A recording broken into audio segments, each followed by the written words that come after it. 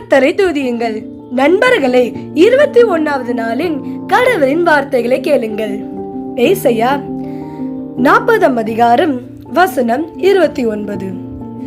சோர்ந்து போகிறவனுக்கு அவர் பலன் கொடுத்து, சத்துவம் இல்லாதவனுக்கு சத்துவத்தை பெருக செய்கிறார். எனவே நண்பர்களே, நீங்கள் மிகவும் சோர்வடைந்து மிகவும் சோர்வாக உணரலாம். சில நேரங்களில் வாழ்க்கை தேவையற்றதாக நாம் உணரலாம். பல முறை நாம் இருக்கும் இடத்தில் இருக்க விரும்பி வேண்டாம் என்று நாம் நினைக்கலாம். சுற்றியுள்ள மக்கள் எல்லாவற்றிலும் வெற்றி பெறலாம். அது தீமையாகவோ அல்லது நல்லதாகவோ இருக்கலாம். ஆனால் அந்த பெருமை, பணம் போன்றவை கடவுளின் மகன் வெற்றி பெற்று திரும்பி வரும் ஒரு காலம் வரும். அந்த காலம் வரும் வரை மட்டுமே நீடிக்கும்.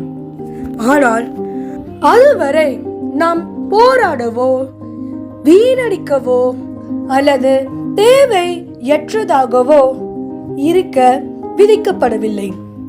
பரலோகத்தில் இருக்கும் நம் தெய்வம் நம்மளை தேர்ந்தெடுக்கப்பட்டார். நாம் சோர்வாகவோ தோல்வியுற்றதாக நம் வாழ்க்கையின் கீழ்ப்பகுதி என்று உணரும் போதெல்லாம் அவர் சக்தி பலத்தை அளிக்கிறார். எனவே உங்களால் எதுவும் செய்ய முடியாது என்று நீங்கள் பலவீனமாக இருப்பதாகவும் நம்பாதீர்கள். ஆனால் கடவுள் என்ன செய்ய முடியும் என்பதை நம்புங்கள். இயேசுவை நேசியுங்கள். அவரை நம்பி ஜெபியுங்கள். நன்றி, வணக்கம்.